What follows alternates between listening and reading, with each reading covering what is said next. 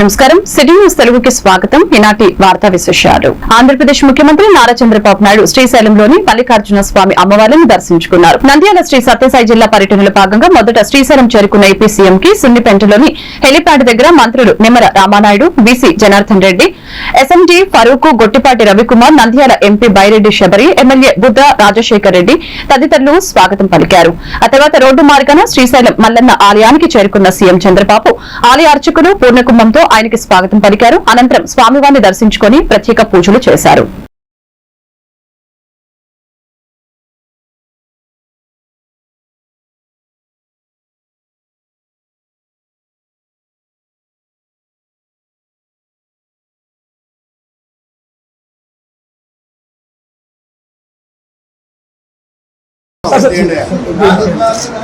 सर्वदा दिग्विजयमस्तु प्रार्थु शीघ्रमेव पुनः संपूर्णता परिपूर्णता यजमानस्य अखंड दिग्विजय प्राप्तिरस्तु महंत श्रीमंतो महांतो पारिश्रामकार वृद्धस्तु महंत श्रीमंतो महांतो राजतारे राजमुखे सर्वदा सर्वत्र दिग्विजय प्राप्तिरस्तु सत्यासं भजमानस्य कामः जय प्रसाद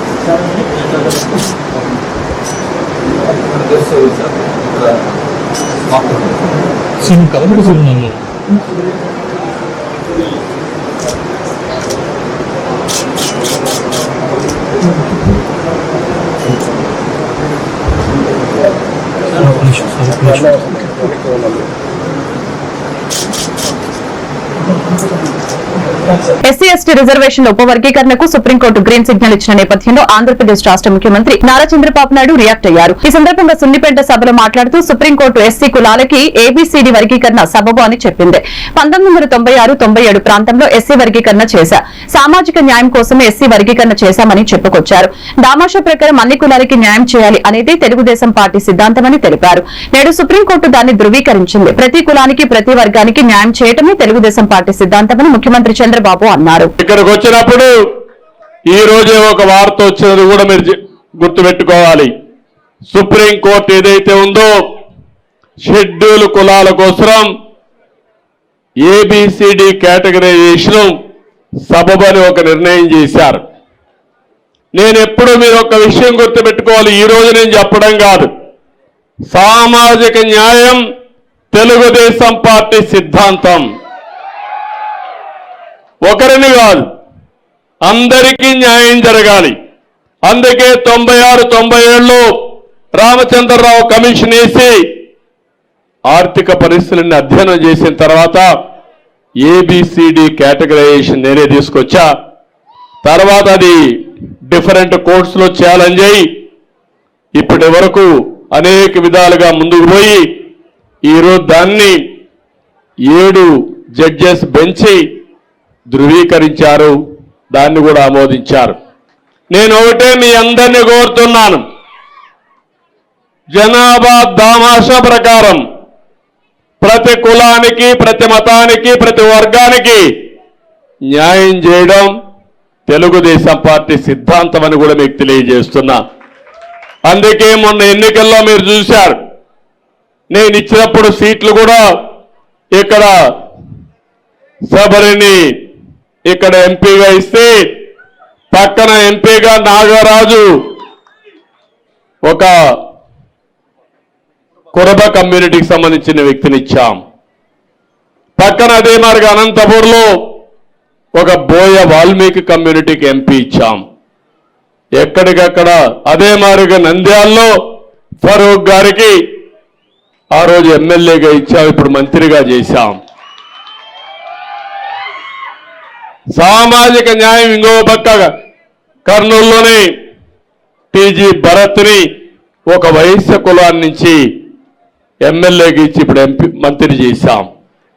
సామాజిక న్యాయం జరగాలి, అన్ని వర్గాలకు న్యాయం జరగాలి. ఈ ప్రభుత్వం అందరిది, నేను మీ అందరి వాడిగా ఉంటాను, శాశ్వతంగా అదే చేస్తాను. ఎక్కడ పేదవాడుంటే అక్కడ ఉంటాను. ఎస్సీ వర్గీకరణపై సుప్రీంకోర్టు చారిత్రాత్మక తీర్పు వెలువడించింది. ఎస్సీల ఉప వర్గీకరణకు రాష్ట్రాలకు అవకాశం ఇవ్వాలని సర్వోన్నత న్యాయస్థానం తమ తీర్పులో చెప్పింది. సుప్రీంకోర్టు తీర్పుతో మందకృష్ణ మాదిగ భావోద్వేగానికి గురయ్యారు. మీడియా ఎదుట కన్నీరు పెట్టుకున్న మందకృష్ణ తమ 30 ఏళ్ల పోరాటానికి న్యాయం జరిగిందంటూ వ్యాఖ్యానించారు. సుప్రీంకోర్టు తీర్పు న్యాయాన్ని బతికించిందంటూ పేర్కొన్నారు. ఎస్సీ ఎస్టీ వర్గీకరణ ప్రక్రియ వేగవంతానికి ప్రధాని మోదీ చొరవ తీసుకున్నారని మందకృష్ణ పేర్కొన్నారు. తెలుగు రాష్ట్రాల్లో వర్గీకరణ అనివార్యమని పేర్కొన్న మందకృష్ణ వర్గీకరణకు సంబంధించిన జీవోలు వచ్చిన తర్వాతే ఉద్యోగ నోటిఫికేషన్లు ఇవ్వాలని డిమాండ్ చేశారు. ఉద్యోగ నోటిఫికేషన్లు సరిచేసుకోవాల్సిన అవసరం ఉందని రీనోటిఫికేషన్లు ఇవ్వాలని మందకృష్ణ మాదిగ కోరారు. ఎంఆర్పీఎస్ ఆధ్వర్యంలో విజయోత్సవ సభ నిర్వహిస్తామని, తమకు సహకరించిన వారి కోసం అభినందన సభ ఏర్పాటు చేస్తామంటూ మందకృష్ణ తెలిపారు. ఎంఆర్పీఎస్ ఉద్యమం 30 సంవత్సరాల నుంచి పోరాటం చేస్తున్నది వర్గీకరణ కోసం. ఈ విజయం కోసమే 30 ఏళ్ల తపనతో కూడిన పోరాటం జరిగింది. ఒక జాతికి జరిగిన అన్యాయాన్ని సరిదిద్దడం కోసం జరిగిన పోరాటంలో, జాతిని గెలిపించుకోవడం కోసం జరిగిన పోరాటంలో ఎంతోమంది ఎంఆర్పీఎస్ నేతలు తమ ప్రాణాలను కోల్పోయారు. వారికి ఈనాటి విజయాన్ని అంకితమిస్తున్నాం. 30 ఏళ్ళుగా అలుపెరగని పోరాటం చేస్తూ వచ్చిన, కష్టాలు వచ్చినా, బాధలు వచ్చినా, దెబ్బలు తగిలినా, జైలు పాలైనా, నిందలు పడ్డా, ఎన్ని రకాలుగా అవాంతరాలు అడ్డంకులు ఎదురైనా మొక్కవోని దీక్షతో, అకటింత పట్టుదలతో 30 ఏళ్ళుగా ఉద్యమాన్ని ముందుకు నడిపించిన ఎంఆర్పీఎస్ మాదిగ బిడ్డలందరికీ ఈ విజయాన్ని అంకితమిస్తున్నాం. అదే సమయంలో జాతి యావత్తు 30 ఏళ్ళు ఉద్యమం వైపే నిలబడ్డది.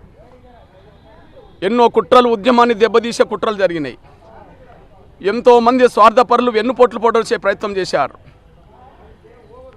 స్వార్థపరులైన పలుకుబడి వాళ్ళు అడ్డంకులు కల్పించే ప్రయత్నం చేశారు. అయినప్పటికీ సహనం కోల్పోకుండా, పట్టుదల వదలకుండా ఈ పోరాటాన్ని ముందుకు నడిపించాం. తెనాలి నియోజకవర్గంలో ఎన్టీఆర్ సామాజిక భరోసా పెన్షన్ల పంపిణీ కార్యక్రమంలో రాష్ట్ర ఆహార పౌర సరఫరాల శాఖ మంత్రి నాదెండ్ల మనోహర్ పాల్గొని స్వయంగా పెన్షన్దారులకి వారి ఇళ్ల వద్దకే పెన్షన్ ని పంపిణీ చేశారు.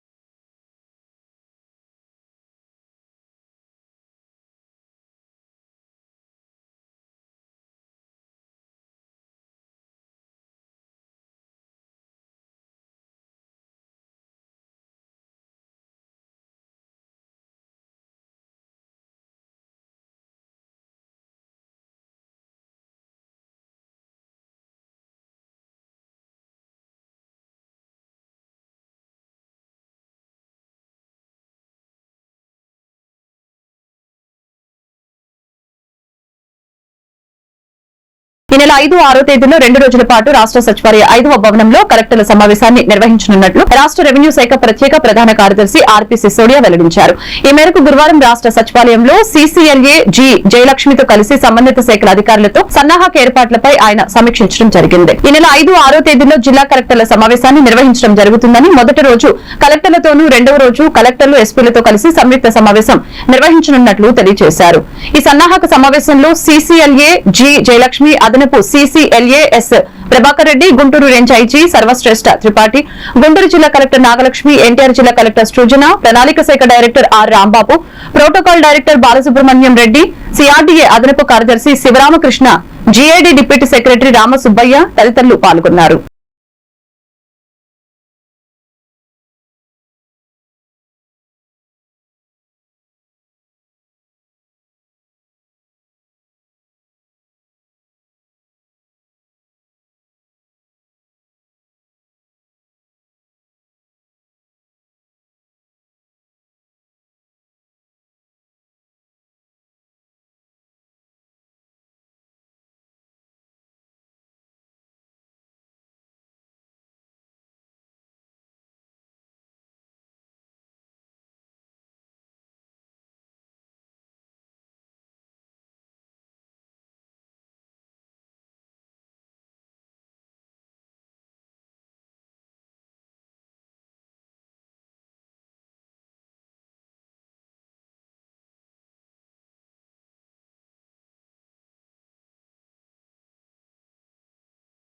ఎన్టీఆర్ భరోసా పెన్షన్ పంపిణీ గుడివాడ 16 వార్డు నందు తెలుగుదేశం పార్టీ మహిళా అధ్యక్షురాలు యార్లగడ్డ సుధారాన్ని సచివాలయ సిబ్బందితో కలిసి అర్హత కలిగిన వికలాంగులకి వృద్ధులకి పెన్షన్ పంపిణీ చేయడం జరిగింది.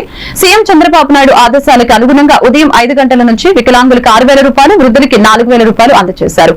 మహిళా మనులు స్థానిక సమస్యలు, లైట్లు, డ్రైనేజీ, నీటి సమస్యను తెలియచేయగా గత 20 సంవత్సరాల నుంచి అప్పటి ఎమ్మెల్యే పట్టించుకోకపోవడం వలన సమస్యలు పేరుకుపోయాయని తెలియజేశారు.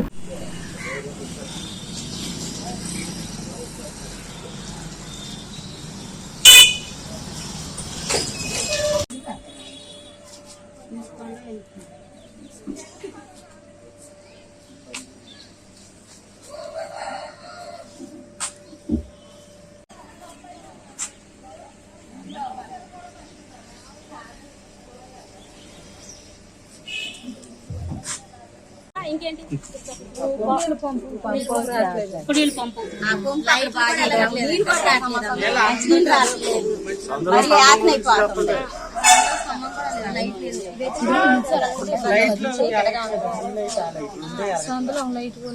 సందులో చేయకమ్మా ఎవరు వచ్చి పోయేది ఏం దిగిపోయేది కూడా తెలియదు. 2 నెలలు అయింది.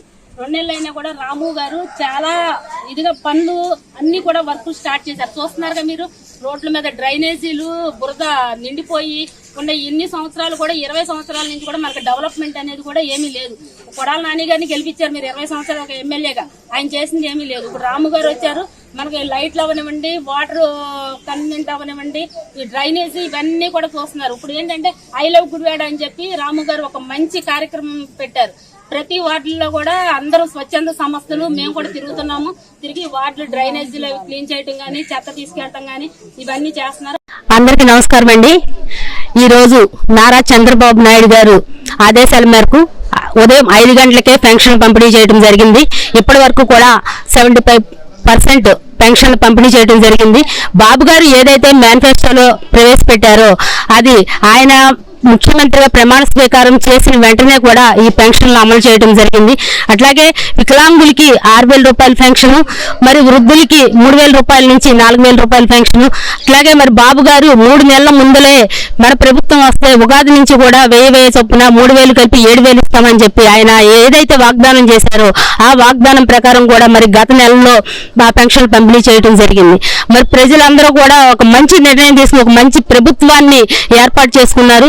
మరి వెనిగల రాము గారు కూడా మరి ఆయన గెలిచిన వెంటనే కూడా వర్కులు కూడా మరి గుడివాడలో ఇప్పటివరకు 20 సంవత్సరాల నుంచి కూడా అభివృద్ధి అనేది కూడా ఏదీ లేదు.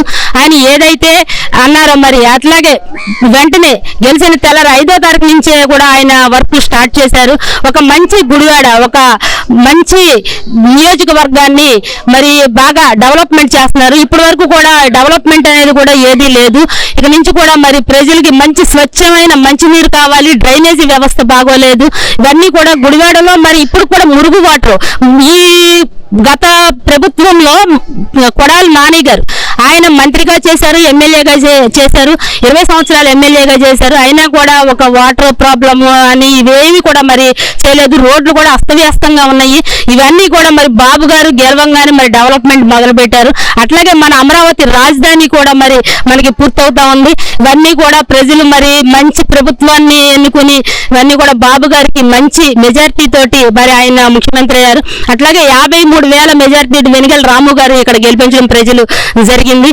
ఆయన ప్రజలకి అనుకూలంగా పనిచేస్తానని చెప్పి మరి ఆయన అభివృద్ధి పదంలో ముందుకు వెళ్తూ కూడా ఆయన కృష్ణా జిల్లా గుడివాడ తాలూకా పోలీస్ స్టేషన్ లో 110 మంది రౌడీ షీటర్లకు కౌన్సిలింగ్ ఇచ్చిన డీఎస్పీ శ్రీకాంత్ ఈ రోజు సాయంత్రం గుడివాడ సబ్ డివిజన్ లోని 10 మండలాలకు చెందిన పోలీస్ స్టేషన్ లోని వివిధ కేసుల్లో ఉన్న రౌడీ షీటర్లు సస్పెక్టర్లకి గుడివాడ తాలూకా పోలీస్ స్టేషన్ లో డీఎస్పీ శ్రీకాంత్ కౌన్సిలింగ్ ఇచ్చారు. ఈ సందర్భంగా డీఎస్పీ మాట్లాడుతూ రౌడీ షీటర్లు సత్ప్రవర్తన కలిగి ఉంటే 6 నెలల్లో కేసులు ఎత్తివేయడం జరుగుతుందని జిల్లా ఎస్పీ తెలిపారని, రౌడీ షీటర్లు తమ కుటుంబ గౌరవం కాపాడుకోవాలని, క్షణికావేశంలో ఎటువంటి గొడవలకి పోరాదని తెలిపారు. ఈ కార్యక్రమంలో పలువురు సీఐలు, ఎస్ఐలు పాల్గొని రౌడీ షీటర్లు సద్బుద్ది కలిగి మంచి ప్రవర్తన కలిగి ఉండాలని కోరారు.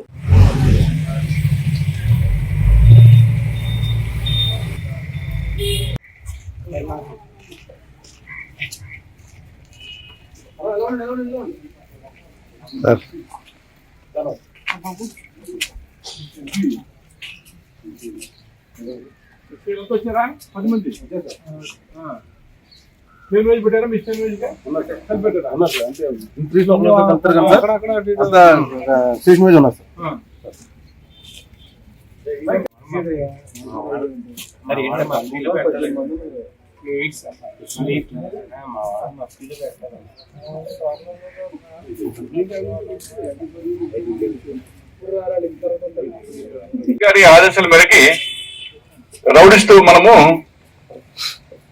కౌన్సిలింగ్ గురించి ఈ సమావేశం ఏర్పాటు చేశాము. ఇప్పుడు మన గుడివాడ సబ్ డివిజన్లో ఉన్నటువంటి 10 పోలీసుల నుంచి వచ్చారు సస్పెక్ట్స్, రౌడీస్. ముఖ్యంగా మన రౌడీలలో ప్రవర్తనలో మార్పు రావాలని మన ఎస్పీ గారి ఉద్దేశము. మీరు ఇంకా చిల్లర మల్లరగా తిరుగుతూ రౌడీజం చేస్తూ ఇంకా కేసులలో ఉంటే కొద్దీ మీరు 60 ఏళ్ళు వచ్చినా 70 ఏళ్ళు వచ్చినా కూడా మీ సీట్లు ఓపెన్ అట్లా ఉంటాయి. సార్ ఒక మంచి ఉద్దేశంతో అందరినీ పిలిపించి గత 10 సంవత్సరాలుగా ఏ కేసులో కూడా పాల్గొనుకుంటే వాళ్ళకి మంచి సత్ప్రవర్తనలో ఉన్నట్టుగా వెరిఫై చేసి ఈ డిసెంబర్ లో క్లోజ్ చేయమని మనకి ఇచ్చాడు. అలాగే కాళ్ళు చేతులు పడిపోయి 70 సంవత్సరాలు 80 సంవత్సరాలు దాటి అతను ఎలాంటి నేరం చేయలేడని నిర్ధారణకు వచ్చిన తర్వాత కూడా వాళ్ళకి సీట్ ఇవ్వమని చెప్పాడు. ఏ కేసు ఏమన్నట్టున్నా మర్డర్. మళ్ళీ నువ్వు మర్డర్ చేసినాక ఇంకేముంది పనిష్మెంట్? అన్ని పెద్ద కేసు చేసేసినావు. నిన్ను ఎట్లా మీరు క్షమించేది? ఎందుకు చేసావు మర్డరు? అది చేయలేదు. కారణం ఏంటి? గొడవ కారణం ఏంటి? పగలు ఏం పగలరా? రాత్రే పగల అది కాదు కదా. సినిమా నా డైలాగ్ అది. ఎందుకు చేసింది గొడవ? కాళ్ళ దగ్గరాడా, అమ్మాయి దగ్గరాడా, ఏం దగ్గర డబ్బు దగ్గరాడా?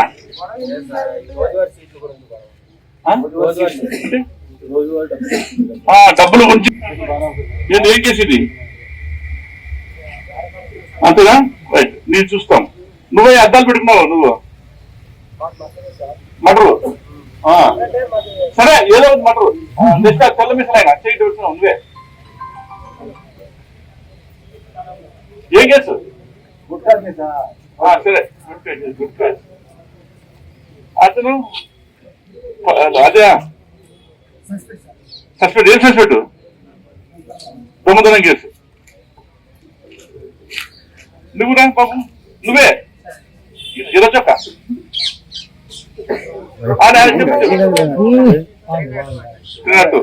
చూసారా? మీరందరూ ట్రినాటులు చేసిన వాళ్ళు వచ్చి రక్షించమంటే మేమేం చేస్తాం?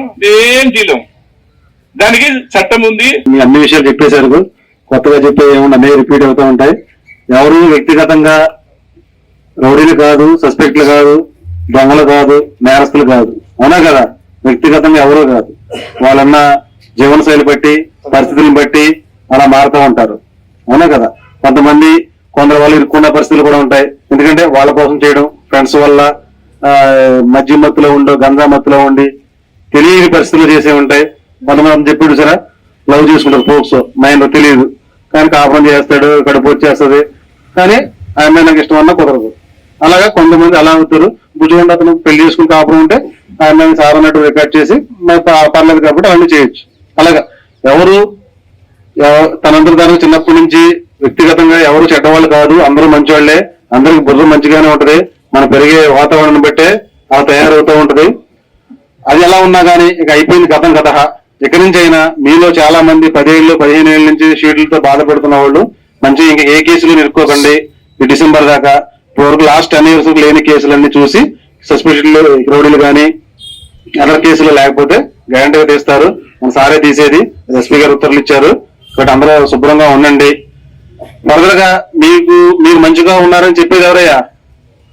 మీరు మంచిగా. కృష్ణా డెల్టా పరిరక్షణకు నాగార్జున సాగర్ నుంచి KRMB ద్వారా పులిచింతలకు సాగునీటిని విడుదల చేయించాలని, కృష్ణానది యాజమాన్య బోర్డు ప్రధాన కార్యాలయాన్ని విజయవాడలో ఏర్పాటు చేయాలని మచిలీపట్నంలో జరిగిన నీటిపారుదల సలహా మండలి సమావేశంలో వెల్లడించిన సాగునీటి వినియోగదారుల సంఘాల సమైక్య రాష్ట్ర అధ్యక్షులు ఆళ్ల వెంకట గోపాలకృష్ణ. ఈ సమావేశంలో జిల్లా నీటి సంఘాల ప్రతినిధులు, కృష్ణా తూర్పు డెల్టా ప్రాజెక్టు కమిటీ మాజీ చైర్మన్ గుత్తా శివరామకృష్ణ, నాగార్జున సాగర్ ఎడమ కాల్వ ప్రాజెక్టు కమిటీ మాజీ చైర్మన్ యనమద్ది పుల్లయ్య చౌదరి తదితరులు పాల్గొన్నారు. ముఖ్యంగా మొట్టమొదటిసారిగా ఎన్డీఏ ప్రభుత్వం ఏర్పడినాక మన గౌరవ మంత్రి గారు బుద్ధప్రసాద్ గారు, కామినేని శ్రీనివాస్ గారు, మా సోదరులు వల్లకుమార్ రాజా గారు, కృష్ణప్రసాద్ గారు అందరూ ఇలా మమ్మల్ని కూడా పిలిచినందుకు యావత్ కృష్ణా జిల్లా రైతాంగం తరఫున ప్రత్యేకంగా ధన్యవాదాలు తెలియజేస్తా ఉన్నాం. ముఖ్యంగా కొంత అవగాహన లోపం సార్. ఒక ఇంజనీరింగ్ గ్రాడ్యుయేట్ గా 15-19 క్లోజ్గా అబ్జర్వ్ చేయడం జరిగింది. పట్టిసీఎం అనేది ఆపటం అనేది ఒక లాంగ్ బేసిస్ అండి. ఎందుకంటే ఒక్కసారి ఆపి మళ్ళీ స్టార్ట్ చేస్తే మనకు మినిమం 7-8 డేస్ పడతాయి. ఏది బ్యారేజ్కి వెళ్ళి బ్యారేజ్ నుంచి దేనికి రావాలన్నా కేఈబీకి వెళ్ళాలంటే 120 కిలోమీటర్లు, బందర్కి వెళ్ళాలంటే 100 కిలోమీటర్లు. దానికి ఏంటంటే పట్టిసీఎం అనేది ఆపకూడదు సార్. ఒకసారి స్టార్ట్ చేసిన అవసరమైతే పంపులు తగ్గించాలి. పంపులు తగ్గించి 10 పంపులే 50% ఆఫ్ చేసి మానిటర్ చేసుకోవాలి. ఇంకో ఎస్సీ గారు చెప్పిన దాంట్లో సబ్మిషన్ ఏంటంటే అప్పుడు 2వ తారీఖు క్యాబినెట్ లో ముఖ్యమంత్రి గారి దృష్టికి తీసుకెళ్లి కృష్ణా రివర్ మేనేజ్మెంట్ బోర్డుకి ఒక స్పెషల్ రిక్వెస్ట్ పెట్టాలి సార్. ఇప్పుడు మనం పట్టిసీఎం సాధలేదు కాబట్టి ఒక 10 టీఎంసీలు ఇమీడియట్ గా సాధన నిండుగా ఉండగానే కింద వదిలితే ఆ 10 టీఎంసీలు మనకు అవసరమైతే మనకున్న ఎలాంటి తగ్గించుకుంటారు అది తెలంగాణ లెక్కలో. ఎందుకంటే 2015లో కూడా మేము వెళ్ళాం సార్. ఇలాగే మేము నెక్స్ట్ వీక్ రైతులుగా వెళ్ళి కేఆర్ఎంఈ చైర్మన్ మేము చెప్తానికి సిద్ధంగా ఉన్నాం.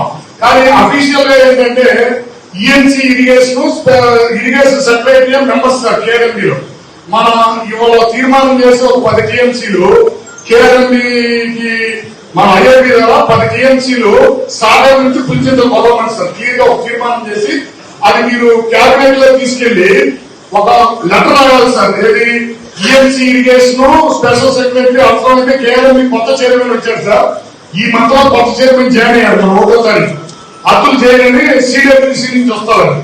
వాళ్ళ దృష్టికి తీసుకెళ్లి ఒక లెటర్ రాసేసి మెయిల్ పెట్టేస్తే నెక్స్ట్ తెలంగాణలో కూడా పిలిచి ఓవరాల్ గా డిసైడ్ చేస్తారు సార్. మనకి అర్జెంట్ నీడుంది, డ్రింకింగ్ ఇరిగేషన్ నీడుందని మనం పెడితే మనం ఎస్సీ గారు చెప్పినట్టు ఒక 5 టీఎంసీ 10 పెడితే ఒక 5 ఇచ్చారనుకోండి సార్. దప్పదప్పగా 3-4,000 ఈ వార్తలు ఇంతటితో సమాప్తం. పరక బిల్టన్ మళ్ళీ కలుద్దాం. నమస్కారం.